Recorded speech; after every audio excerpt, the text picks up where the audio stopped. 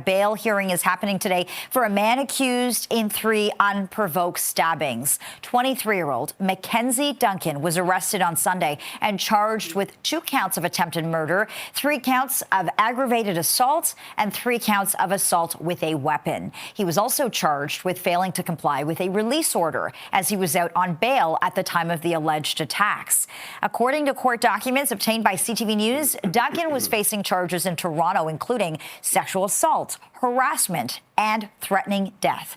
In September, he failed to show up for a court appearance. And our crime analyst, Steve Ryan, joins us live in studio now with more on this investigation. Steve, over to you. Yeah, Lena, thank you. Once again, we are hearing about another suspect who has been released by the courts and putting the general public and the police at risk as a result of more alleged criminality. Now, joining me to talk further about this is Joseph Newberger. He is a criminal defense attorney who we speak with often. Joseph, thank you for your time. I always appreciate your insights. Again, we're talking about another alleged violent offender who's charged with a sexual assault, threatening, and now he's out and he's accused of 2 counts of attempted murder, 1 count of aggravated assault. What are your thoughts? Look, just reading about the allegations, it seems to me that we have a confluence of issues here. One, I won't be surprised if there's significant mental health issues at play. And when you combine sort of the lack of resources that we have to deal with mental health issues, particularly in the civil system, so before it becomes a criminal issue, homelessness, and then finding supportive housing for those who have mental health issues, and then an overall investment in 2 things. One, the mental health system to help these individuals, and 2, to help police go after individuals who've missed their court dates or are in non-compliance with release orders. So those are 3 sort of aspects that come to me that are particularly troubling.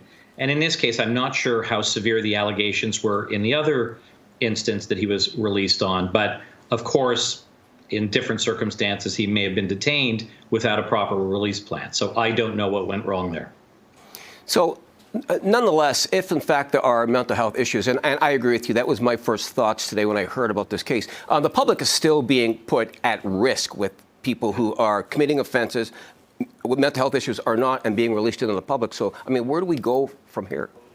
Look, it's an excellent question. And the problem, there's only so much that the criminal justice system can solve. Mm-hmm. And you've probably been hearing this for a long time, Steve, when you were on the service as well, that we don't have enough investment in mental health services. And when I talk about supportive housing, I don't just mean housing for those who are unfortunately homeless, but also supportive housing where there are crisis workers, social workers, and others who are adept at dealing with people who have mental health issues, and then getting them into a system with an outpatient plan where they can help treat them. That will help keep the public safe. But we do not have the investments in those areas. And it's a chronic issue, not just in the last 3 years, 4 years, 10 years, but frankly, going back 15 to 20 years. And so that's something that we got to grapple with if we want to have safety for the public, not just locking people up, especially when they're mentally ill. It's a great segue into my next question.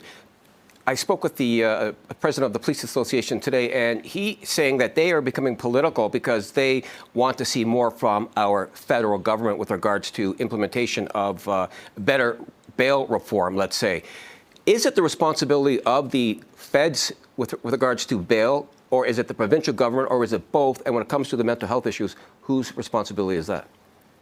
So, again, a good question. So it's the Federal Department of Justice and it's the federal government that deals with criminal law legislation. So they're the ones primarily responsible as to whether there's going to be amendments to the criminal code and therefore doing something with the bail provisions. And in this particular instance, I'm not necessarily sure what could be amended to try and prevent against this type of incident happening. But that's where the responsibility lies.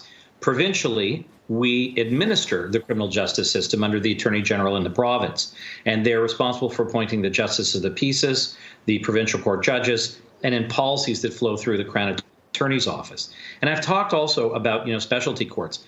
We did a good job in the past with mental health courts. We've done a good job with addiction courts. I think we're losing the battle with the funding that's required to keep these systems in place and being more robust. And then, of course, I've said this before, we also need funding for police so that they're out able to do checks on bail, seek out individuals who've breached and are not attending court, we need money. And of course, money is scarce in a province. We've got healthcare and educational issues. But these are things that have to be addressed for public safety and also for the safety of these individuals. Now, aside from the mental health aspect, when it comes to repeat offenders being released on multiple bails, the recidivism rate, according to the police, is quite high.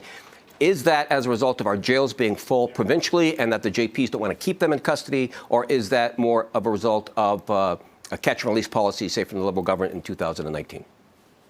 Yeah, and again, the policies are flowing in the province because that's what comes down from the Attorney General's office. So it's not really a catch and release. And, there's certainly been case law that's talked about how we deal with bail, and there's a constitutional right to a reasonable bail. But I think part of the issue that we're grappling with is there is larger populations, larger organized crime that's involved, the flow of drugs, the flow of weapons into our provinces. These are all issues as a cosmopolitan city. I mean, we're a city of 4 million or more when you consider the GTA. And we have to try and grapple with that. And we have extremely high rates of incarceration. So it's a balancing process.